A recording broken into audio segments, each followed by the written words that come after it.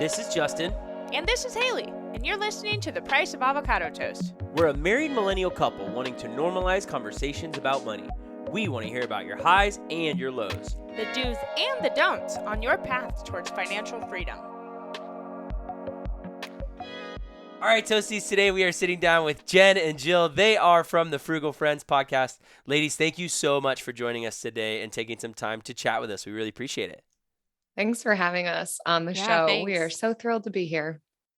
Whoop, whoop. It's always nice having fellow podcasters on. Yeah. Because A, your equipment is always banging, and the conversation is just super smooth. So thanks for helping us out. I love having banging equipment. Yes. It's what I pride myself in. Except It's for your hot pink mic. Yeah. the classic turn off your computer, turn it back on again. That did happen before we pressed record. It happens to everyone. Yes. Okay. Yeah. That's Yeah. all right. You're a robot, so we fixed it.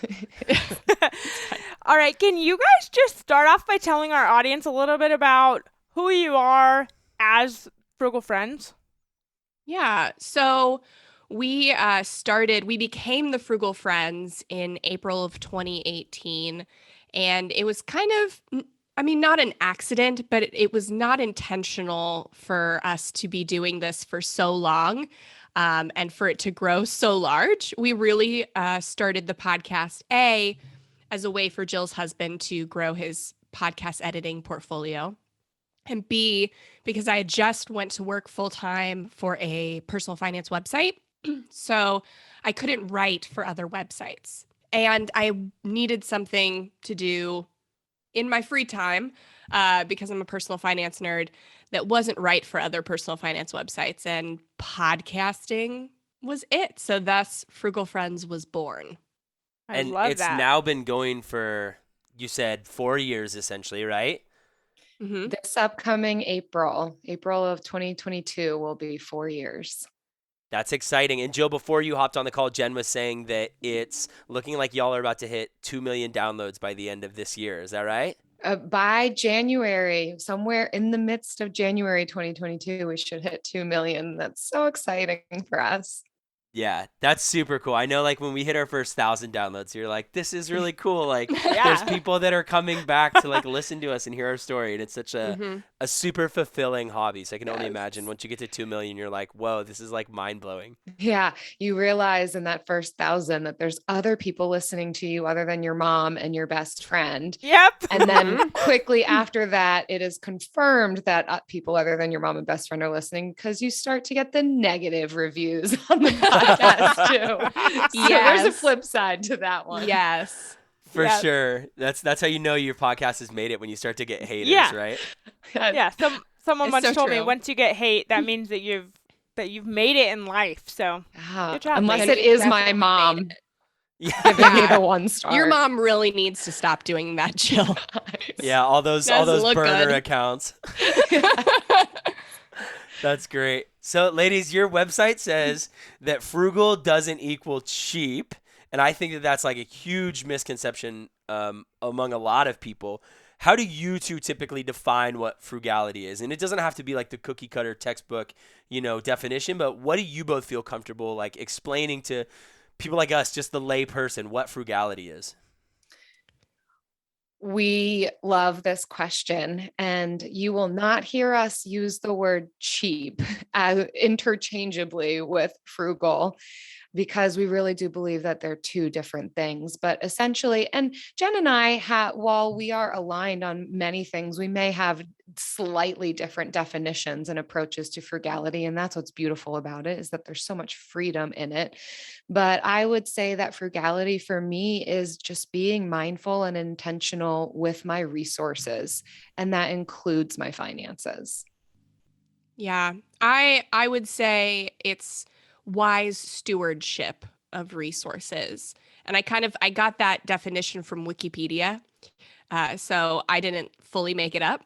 But yeah, so resources, we first think money, but it's also time and energy and our physical space and our natural resources. And so it's being a good steward of all of these limited or semi-limited resources. I think that's awesome. Jen, you just mentioned, natural resources as well. And you kind of talked about it being several different things outside of finance, both of you. There's a book that I'm super excited to read called Wallet Activism, written by, oh geez, I'm gonna mess up her name, so I'm not even gonna try. But it's Wallet Activism, and it's one that I think kind of leans into frugality as a means to like take care of our planet and like to be more mindful of where we're spending money. And so I really appreciate that you mentioned that it's simply not just a finance thing. Like frugality doesn't have to just be because you're like hoarding money or something like that. Like there's all of these other like holistic ideas with inside of it that are super important. Exactly. There's a strong intersection of frugality with simple living and environmentalism and minimalism and spending less and values-based spending. There's so many different offshoots that we can talk about as it relates to frugality and how it helps us in all aspects of our personhood, finances, relationships, emotions, mental health, all of these things. We find that as we pursue frugality, again, being intentional with our resources, there's great benefit in all these other categories too. Yeah, 1000%. So can I ask you both then, are you pushing towards like the FIRE movement both in your households? Because I know that sometimes the FIRE movement intersects with frugality, or this idea of frugality leads itself towards the FIRE movement. Is that something that you guys are focusing on in your households, or is it kind of just a byproduct? So we have a lot of listeners who are on the path to FI or FIRE. So financial independence and early retirement, or retire early, it's an interesting concept, and I definitely used to consider myself pursuing that. And I think as I've grown, because my husband and I paid off $78,000 of debt in 2 years. Woo, So we did, that's amazing. yeah, That's we awesome. did that. Thank you. We did that very quickly on very limited incomes. We were making about 88,000 a year combined. And so when we were done with that, there was a almost like hangover, a financial hangover. We didn't really know how to take our foot off the gas. So FIRE was an easy outlet to transfer our energies to. And it took several years before we figured out kind of values-based spending and time preservation and all of these things, kind of how to live for today while saving for the future. And I think so many people get caught up in extremes. And I think people are trying to find more balance because there are more types of FIRE or FI now than there's I can't list them all. There's a new type of FI coming out every day. And I think it's all in a movement away from this very pharisaical save every penny you can get, more towards a balance, because balance is very hard to find. It's much easier to live in extremes. And so we, instead of promoting FI, try to find the balance. I love that. Something sustainable for, the whole future, not just like a crash diet, right? Anyone can do it and lose the weight. Anyone can pay off the debt. But if you don't like have a sustainable lifestyle, something that you enjoy, which goes back to what you were saying about value-based spending, you have to enjoy your life for it to be sustainable long term. So I really resonate with that as well.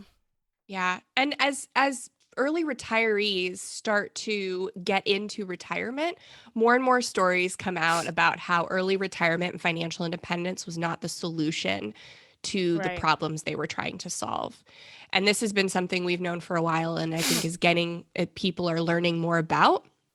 So I think FI is an arbitrary number. Early retirement isn't the solution, but finding what you value and spending without guilt on it, I think that is where we should be focused, with still a more intentional focus on investing, because it's super important. We got out of pretty significant debt as well. And we, talk often about how it was so easy when we were, easy obviously being, a relative term, but like it was so, yeah, easy for us to stay on track of the goal of getting out of debt because it was just like you said, foot to the pedal. We are just trying to pay off as much as we can, as fast as we can to get this cloud that was hanging over us away. And then once we finally did get out of debt, it was kind of like, okay, like what next? And we're both such like goal driven people that we didn't really know like, okay, how do we manage the rest of this? Like, what does this look like? So it makes sense, like you said, that like, okay, if you are getting out of debt and then like the idea of financial independence shows up, it's so easy to just like transition that mindset over to it because you're in this like one lane of trying to do something.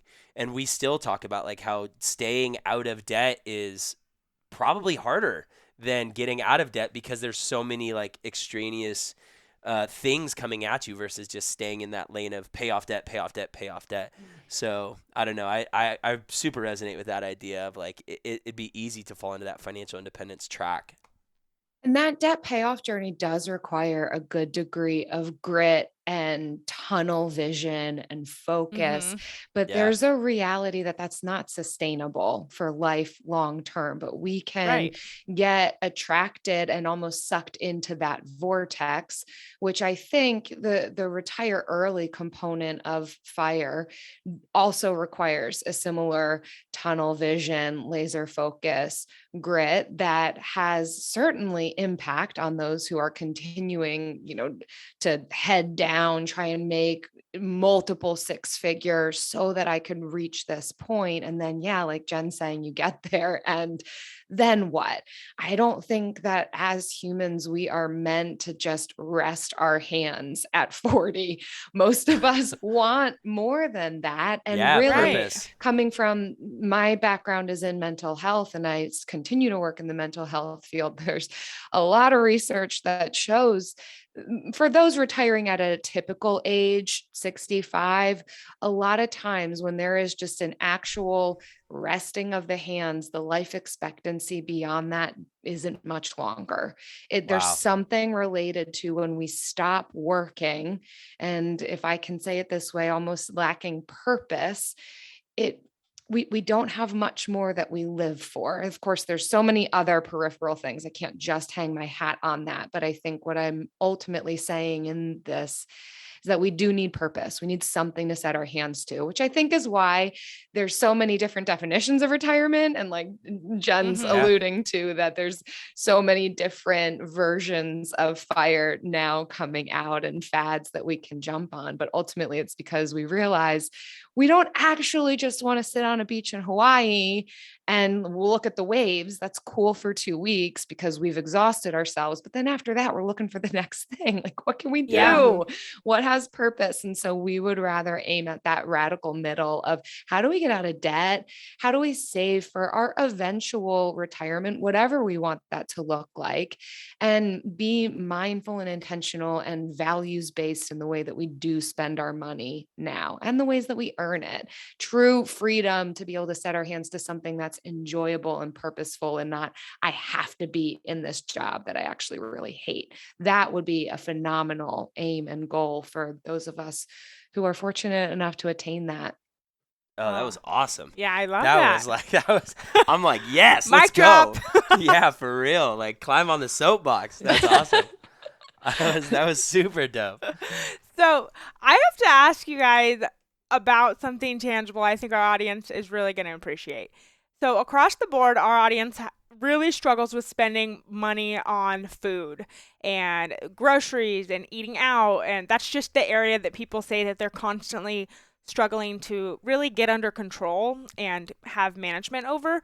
So do you have any frugality tips when it comes to food, that entire topic? Yeah, we love it.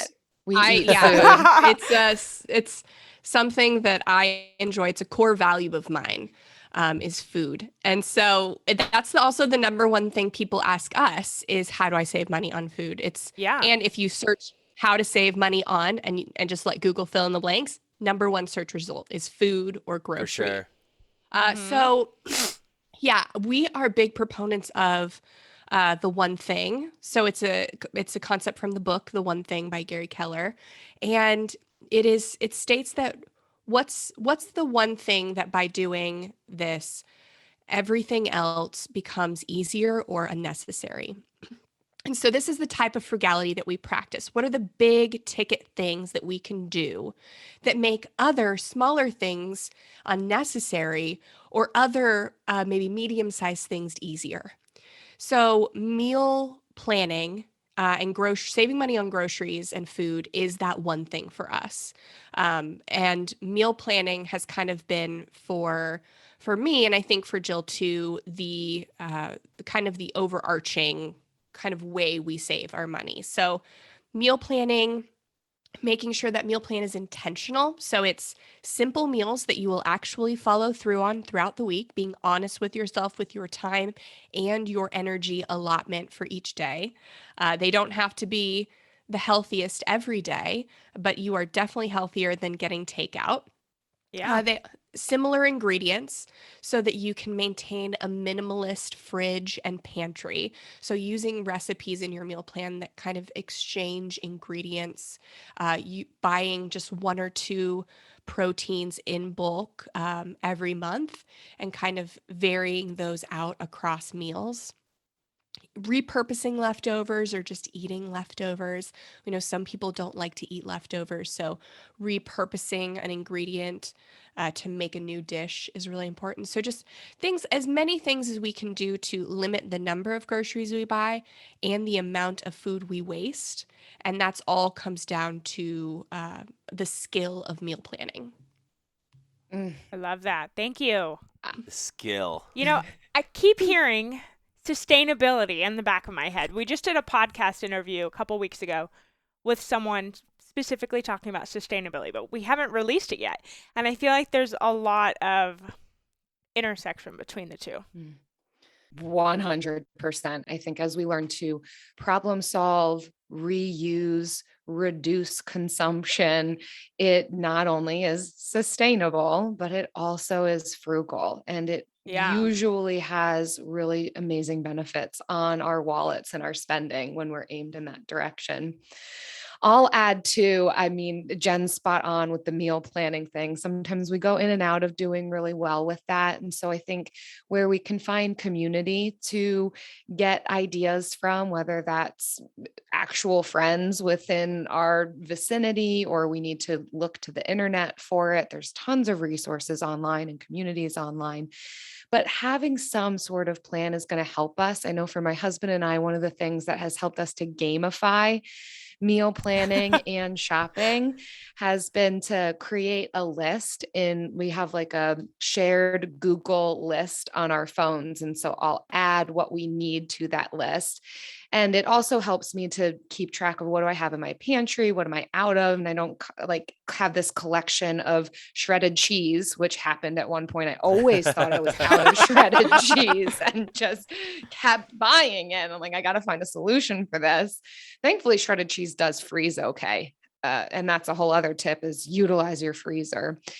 And so when we go to the store, we will break up and go off, and the list keeps up real time, so we can check it off as we go. So we're not both getting the same thing. And then we set a rule for ourselves that we are only getting what's on the list. If it didn't make it onto the list, by the time we set foot in the store, it's not making it into the cart. And that's fun. And then it keeps us, within the boundaries. Yeah.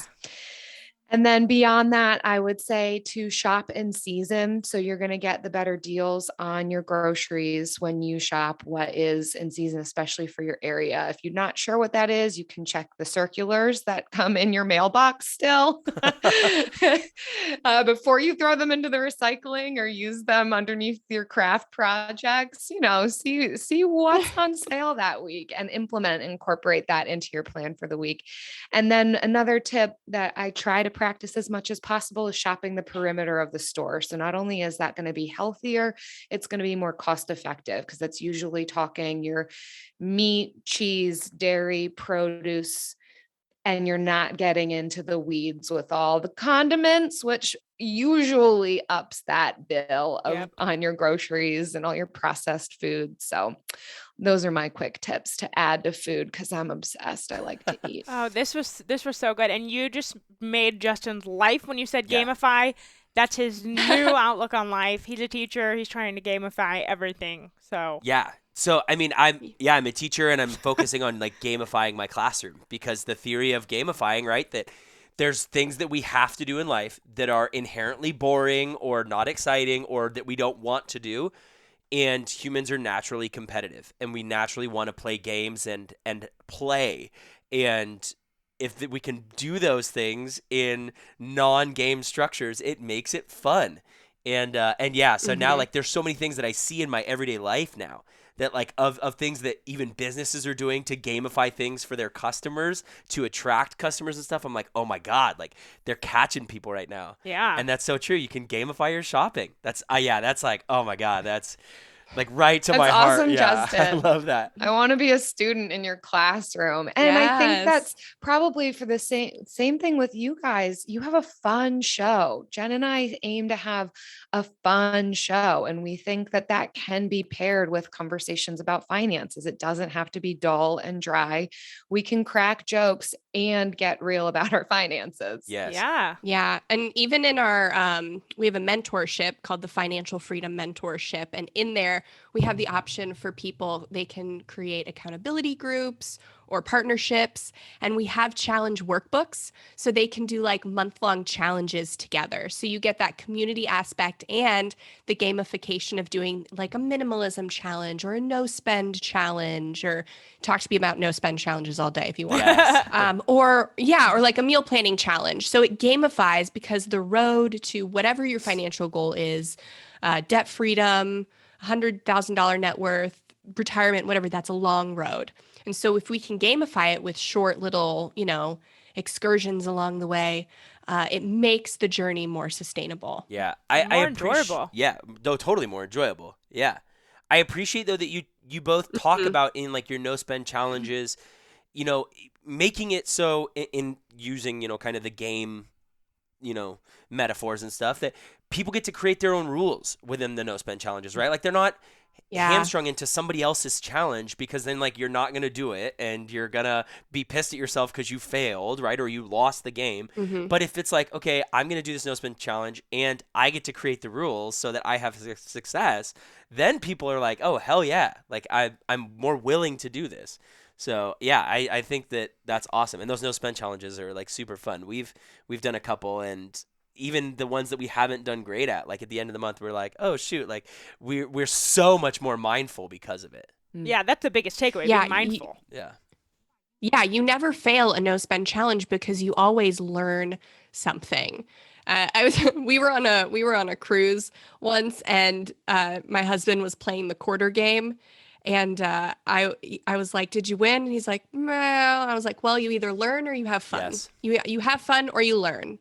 And so there's nothing to lose when you do a no spend challenge, because you are more mindful. You do save at least a little bit of money, even if it wasn't what you had planned, and you know what to work on, what to focus on, so you can never lose. Yes. I love that. I love that, because so many people, especially in the Instagram personal finance space, think that no spend challenges or any challenge is all or nothing. And I can see how from the outside it looks like, okay, you have 30 days to spend no money except for like whatever your challenge is. But the end goal, if you're learning something from it and you're enjoying your time, that was worth it. Yeah. To me. Mm-hmm. What's in my classroom, I sometimes say that like the journey is more important than the destination, right? Like that there's so much more growth within there than like the final day. Yeah. We usually live in the end, journey. Yeah, We don't live in the in the end, the destination is death. Yeah. I mean, it's not to be morbid, but like in the end, the destination is death. So let's enjoy the journey. Right. For sure. Okay, so I have to ask, I'm going to put you both kind of in the spotlight here. Do y'all have a guilty pleasure that isn't particularly frugal, that you're like, oh man, like this is so bad, but it's the one thing? Can we guess each other? Yes. Yes. Gamify it. Yes. Uh-oh. Jen, what are you willing for me to say on the mic? I know. Well, yours is definitely food related.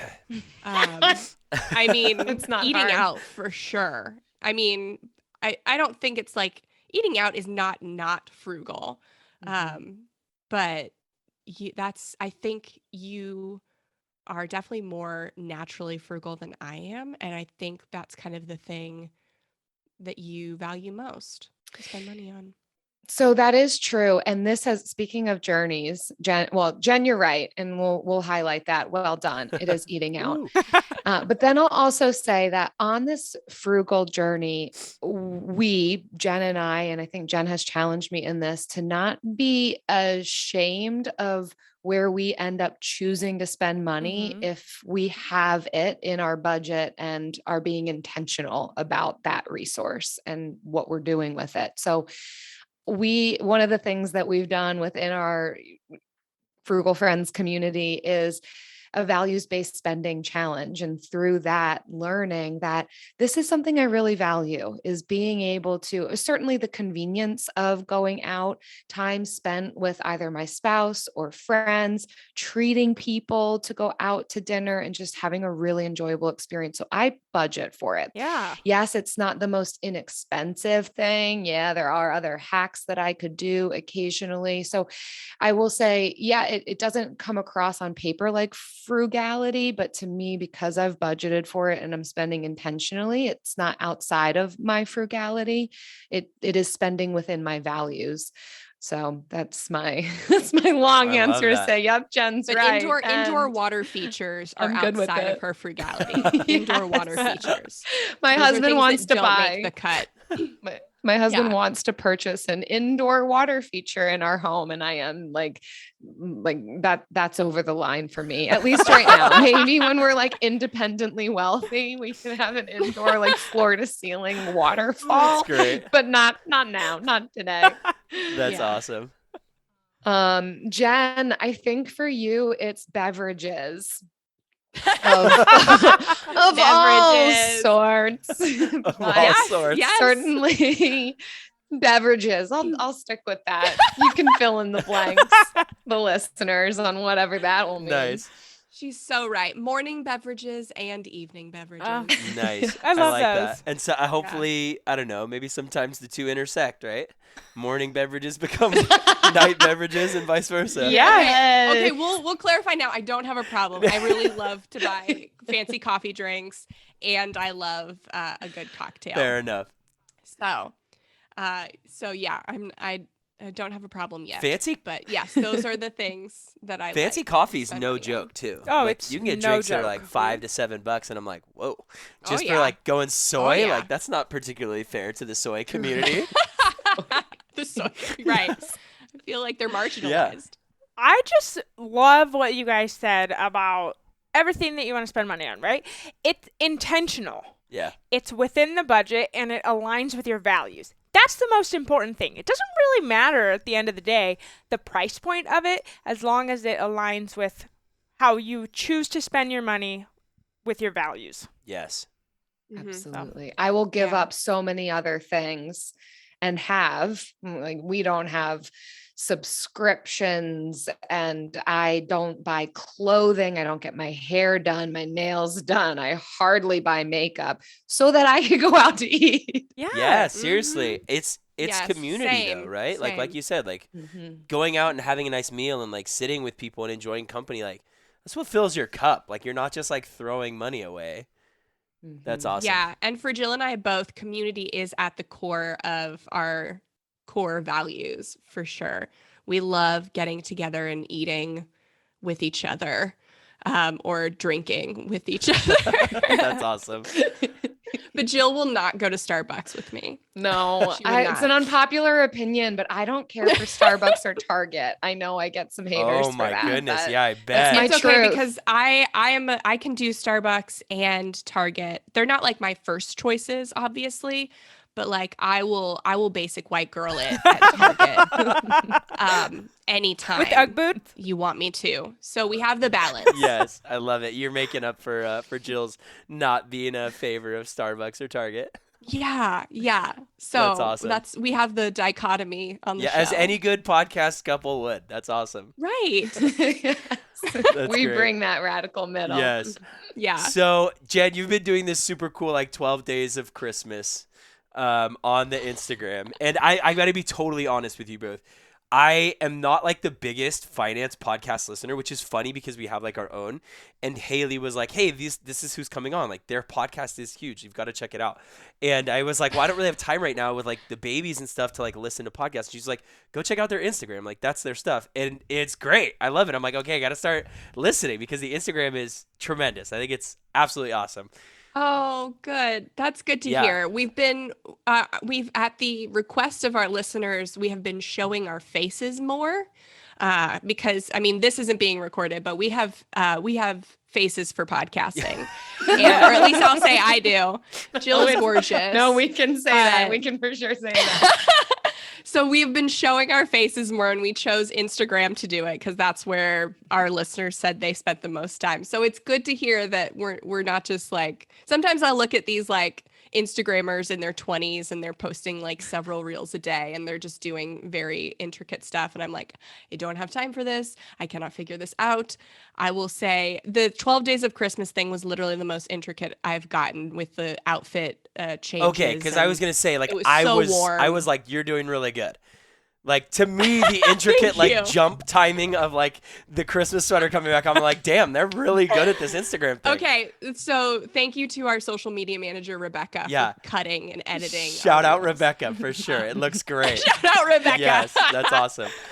So I Yeah. kind of want to rip the idea a little bit though, and I know you both talked on food earlier and gave our listeners like just awesome ideas of where to start there, but in the same idea of like 12 days of frugal tips, what are the two things right now that you would be like, do this, and you're like ready to get going as a beginner, as a lay person to the frugal community?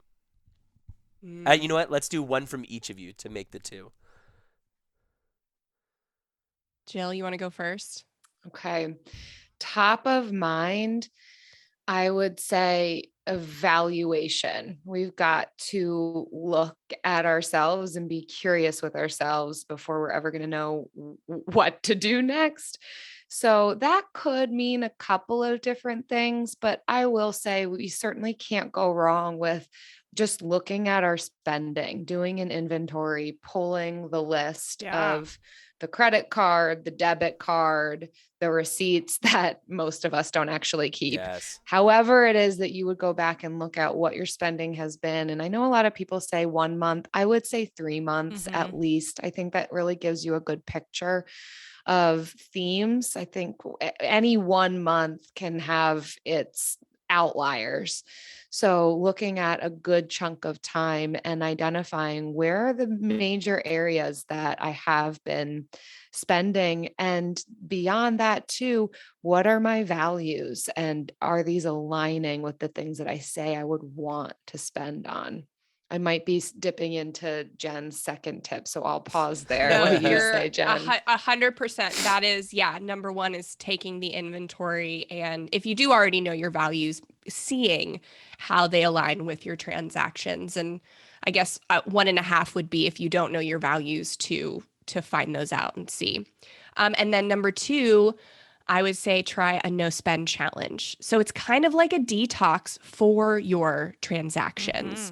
And then every day of your no spend challenge, just do a quick transaction inventory. So like maybe while you're brushing your teeth at night, updating like a manual budget with your transactions for the day. This is going to help you create a habit of budgeting, because budgeting is something you do once a month, but in order to stick with it, you have to track transactions manually every day, not necessarily to keep you accountable or to make you feel guilty for going over something, just to create the habit. And so doing a no spend challenge kind of makes you more aware, and that intentionality, that mindfulness, and makes the transaction tracking a little easier.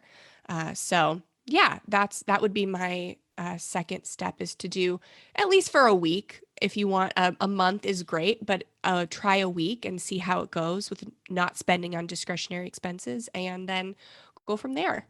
Awesome. I will sing Jen's praises here too. She is actually the queen of no spend challenges and has written a book on how to do a no spend challenge. It is super digestible. And so if you have no idea where to start, she is your guru go-to. That's awesome. Is there a spot on your guys' website where our listeners can find the book?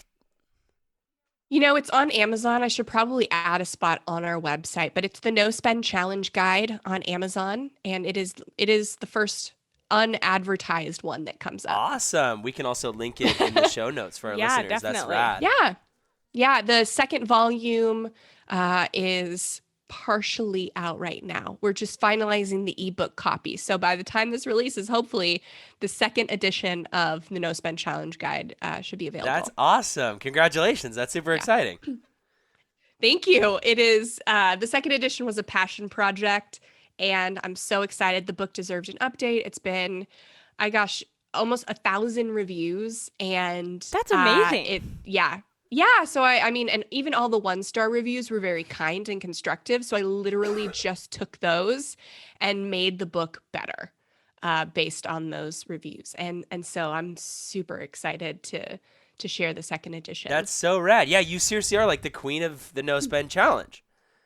Like even using constructive feedback, or maybe it wasn't even constructive, but maybe it was just like, okay, I'm going to use that feedback. Right. That's what you want in a queen. Yeah. Listening to the Why constituents. we worship her. Yes. Stop it. That's awesome. I love this. So we have a famous last question, and I don't really know how famous it is, but we like to pretend that it is famous. Famous to our mother and grandmother and our 3 other Exactly. listeners. Exactly. Yep. Famous to our, have you seen that reel lately that's like, to the 12 people always liking my post? Mm-hmm. Yes, we did that reel. We tried it. We did a trending reel. Yes. I haven't we did seen it. that. Again, I'm Yeah. not super Instagram fluent. Like, Anyway, I don't know. to the 12 I'm people. still back on the ones from like the summer. I don't know. Oh. Or the Adele dancing. I like that one a lot right now. To the 12 people listening to our podcast. There you go. We should revamp it. Anyway, we like to ask our listeners, if you could put a stop sign on someone's journey, on their financial journey, what would you stop them from doing? And I want both of you to answer this, because I think we get the coolest answers from people, and every single person has their own response to this. So what would you stop people from doing?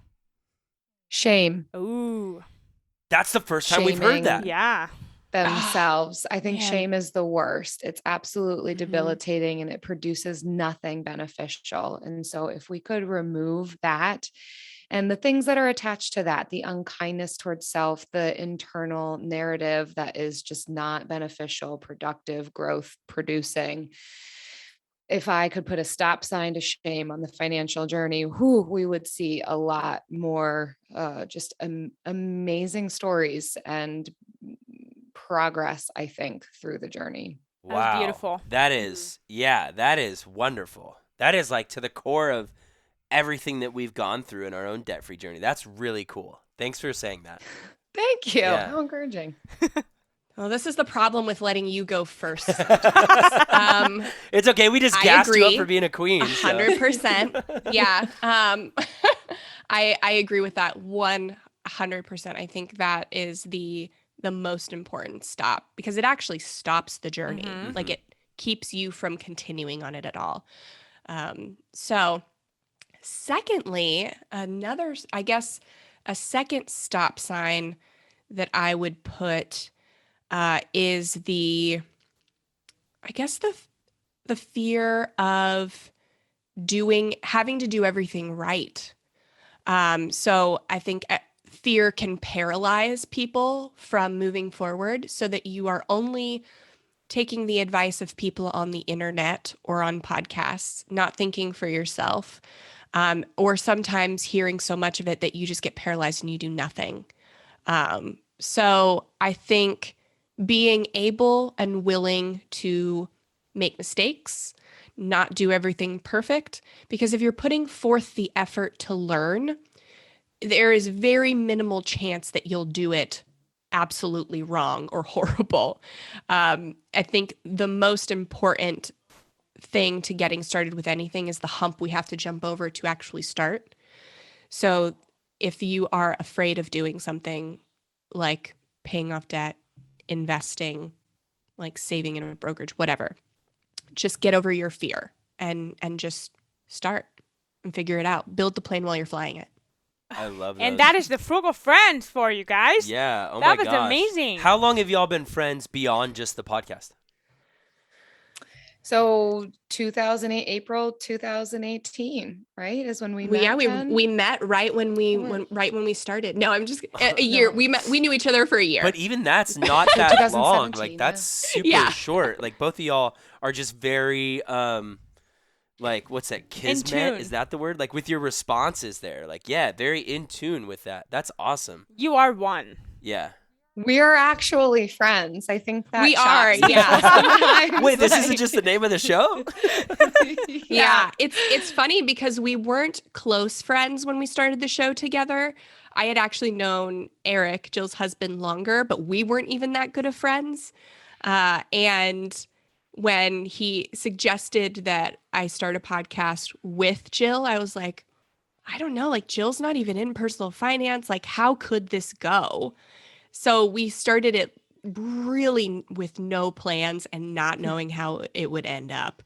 And it really like is kismet how perfect the partnership is. Yeah. Like it's We an build honor it. and a privilege to be Jill's friend and like business partner. I can't imagine doing it with anyone else. That is so sweet. Oh my gosh. This is fun. This is like our own little therapy Yeah, session. this is great. We can encourage one another. We built the plane while flying and it worked. Exactly. That's awesome. Exactly. And and we did some things wrong, but it served us so much more to do things while we were learning than to make sure we were getting everything right before we started. Yeah, that Because makes you more time and relatable. consistency. Yeah, and time and consistency just provides in finances and in podcasting. Mhm. Time and consistency is really what moves the needle with anything. Yeah. It's not timing the podcast market, it's time in the podcast market. Stop. Exactly. Stop. Yes. Stupid. Ooh, Dumb dad finance jokes. Wow. Oh my god. I we love got it. there. Oh jeez. Well, this was such a pleasure having you on our podcast. I want all of our listeners to not only go connect with you on our Instagram, where you are now showing your faces, but I want them to find your podcast and listen. So where can they find you guys? Anywhere you listen to podcasts, Frugal Friends Podcast, and you'll see us. Perfect. Yeah, and at Frugal Friends Podcast on Instagram. Sweet. And Beautiful. the website. So we'll link all three in the show notes so people can find y'all and consume all of your content. And we will link Yes. Jan's book. Yes. Yay. Yeah. Definitely, for sure.